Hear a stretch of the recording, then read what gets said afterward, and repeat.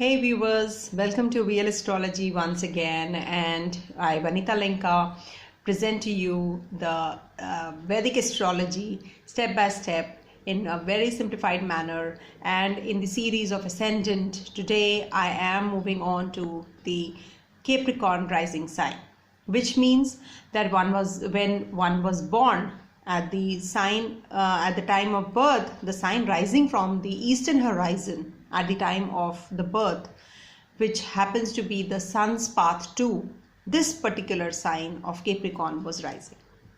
Thus, the accurate birth time and place is so very important for an accurate horoscope. The ascendant changes its degrees every few minutes. That's why even the twins are so different from each other. The rising sign is so important as it's the image we project, the impression we make on others, the real you, the true self. The ascendant is the foundation of the whole chart, how the rest of the signs are set, what kind of family one will have, what kind of siblings, marriage, education, profession, the whole life force energy, the spiritual growth, etc., everything depends upon the Lagna, the rising sign one is born with. The houses are fixed, like that for children is fifth house, marriage 7th house, mother 4th house, profession 10th house, etc. But how will be the life force energy of a particular person only depends upon the rising sign. And today's the turn of the Capricorn rising, the down to earth, extremely practical and hardworking one. These are called Makar Lagna also. Please make a note that this is not a sun sign or the moon sign. It's the rising sign at the time of birth of a child at a given location. So to start with, let's know how the rest of the signs are placed in a Capricorn ascendant horoscope, and as to how and what is the relationship of Saturn, the Lord of Capricorn, with the rest of the sign lords. So here is the picture, the diagram that I'm going to share with you first, and then I will be moving on to the rest of the knowing what exactly is this ascendant in detail.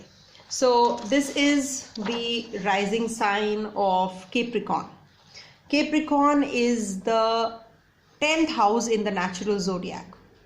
10th house falls here. It comes here. So if somebody who is having 10th sign rising, that means that person will be very much goal oriented, will be karma karak. This is the karma karak. So would be into his work so much that this person will be really taken as a very hard working one. So that is the significations of the 10th house coming to the natives of this particular rising sign. So all the things you have to see. If somebody is born with Cancer Lagna, so they will be very emotional and attached to the mother and home, because that's the 4th sign coming into the first one, right?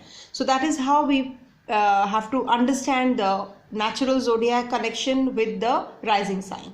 Okay, now coming to this first one, the owner is Saturn, and the second house, also ruled by Aquarius, is also ruled by Saturn. So these two lords are Saturn. Coming to the third house, that is the Pisces sign. Pisces is owned by Jupiter. Along with it, it is also the owner of the 12th. So this becomes a negative one for this Saturn rising. So they are not friendly. Then coming to Mars, Mars is the lord of the 4th and the 11th. That is Aries and Scorpio. So that also becomes neutral in a way for Saturn rising sign. Then comes Venus. Venus is the lord of the 10th as well as 5th. So one is the Kendra and one is the Trikona. That means the angular and the trinal house, so that becomes a yoga karak. What is a yoga karak planet? When a planet which holds the rulership of the angular as well as trinal simultaneously, that becomes the yoga karak for the particular rising sign. So I'm explaining every time, like in Taurus also, rising is Saturn, is the in Libra rising is Saturn is the Yokara Graha. So for Capricorn, see, Saturn and Venus are best friends, so they become Yokara Grahas for each other. So the trinal house lords are always friendly, as I always tell you. So Mercury and Venus are very good friends of Saturn, so they become benefics. But being a sixth lord, it becomes little bit of blemish in this particular ascendant.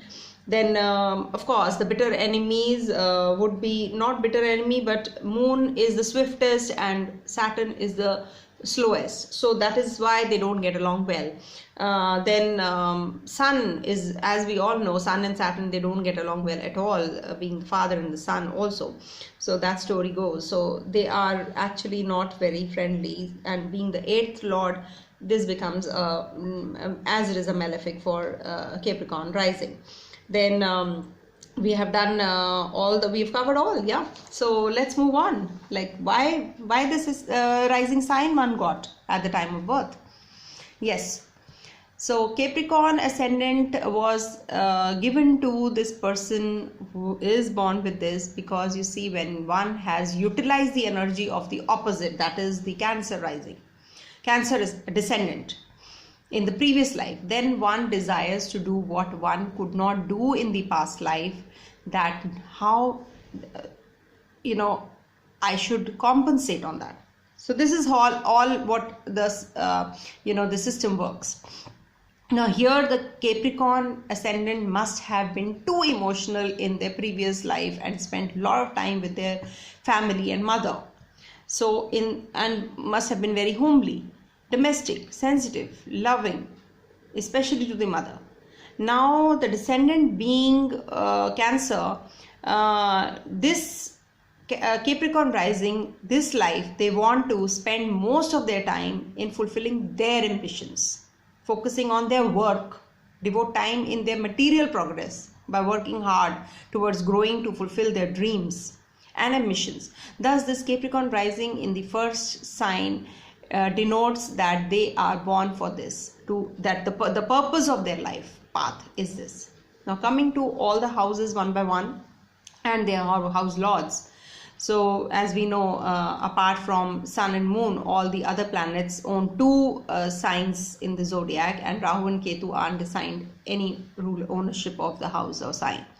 So as I just showed you, Jupiter has two, Venus has two, Mercury has two houses, two signs, and then Saturn too has, Mars too. Everybody has two apart from Cancer and Leo, that is Moon and Sun. So coming to the ascendant, the first and the second house is owned by Saturn. First house, Capricorn, attributes to your serious, reserved, mature demeanor nature. You seem to be workaholic, shrewd and ambitious with set goals that you take your own time to achieve. Others may perceive you to be conservative and even judgmental. For you, fame and power is more important than money. You rarely rush into anything, carefully evaluating every step you take. Shanai, Shanai. You take care of all responsibilities and strive to achieve your goals, even if it means crushing the opponent. With the second house, Aquarius, you are creative and inventive in ways of making money. You know how to make money. Your income flow will fluctuate and might be from the freelancing jobs or business. You are a risk taker and at times impulsive when it comes to taking financial decisions. You have the ability to make money through a career related to 11th Aquarius is technology, inventions, futuristic. Actually it's a futuristic side. So if future as in helping people making their dreams come true and career counseling of a new kind. You work to seek material security. You want to be practical, so you are practical, so you want to achieve that material security first. Coming to Jupiter, Jupiter owns the 3rd and the 12th house. Jupiter debilitates in the sign of Capricorn. So communication is not your strong point. 3rd house, communication also. So it's not your strong point. There's always a confusion or a communication gap for these natives. You communicate through emotions. Pisces. Pisces is watery emotions again. And Capricorn is a very practical sign, you see. You prefer working alone while doing any sort of mental work, especially writing or other creative works. You need time to recharge your mind and come up with creative ideas. You do not like others interfering in your life, especially your co-borns. You don't get along that well with them. Your private affairs should not get affected. Then you are okay with everybody. You are not those kinds who will take initiative to trouble anybody. If somebody is troubling you, then you will just stay aloof. 12th house Sagittarius, you are quite secretive about your feelings, spiritual and philosophical views. You tend to keep your thoughts and views about these people, about others, about these things to yourself. So while you may come across to as someone who do not care about these things, you are quite philosophical. You come across as really warm and funny to those who are very close to you, because Jupiter owned Sagittarius sign is a very adventurous and a very zealous sign. Zealous. Mars owns the 4th and the 11th. Mars exalts in the sign of Capricorn. Shows the desire for property and income. Individuals are very active, assertive, and at times even aggressive while dealing with family and household affairs. Very protective about your family and home. Your mother plays a very important role in your life. You may have a few tussles at home though, because you may want things your way. You may even come across as a rebel, trying to go against authority at home. As you grow older, you become even more active and energetic. You see, wherever I told you, wherever any sign like Aries is the sign falling in the 4th house here. So you will be aggressive at home. You will have how the connection with Mars is with Saturn. So Saturn is a friendly one, because neutral one for Mars, because Mars exalts there, but Saturn doesn't treat Mars as friend. So this is the reason, your aggression is reflected at home. Now coming to the 11th house, Scorpio ensures you powerful and mischievous friends who share the same ideals and goals as you. You are loyal to them and choose your circle carefully, which is a good thing, since this position might give you some unreliable and fraudulent connections too. You are reserved in social settings and keep your relationships guarded from public's eye. Obsessed with your dreams, you put in a lot of hard work to achieve success. Now coming to Venus, Venus is the lord of the 5th and the 10th. Good friend of Saturn, the Yoga Karak, the Raj Yoga forming planet. You have an eye for beauty. You have artistic bent of mind and might even be gifted in at least one form of art, for sure. Your hobbies include anything that relaxes you and appeals to your senses, or else you enjoy just being lazy and relaxing during your free time. You love romance and are practical in love matters. Towards children also, you are very loving but have strict views on their upbringing. Saturn is a strict disciplinarian, we must not forget. So every house significations are restricted, contracted. 10th house in Libra makes you interested in working with a partner or a co-founder.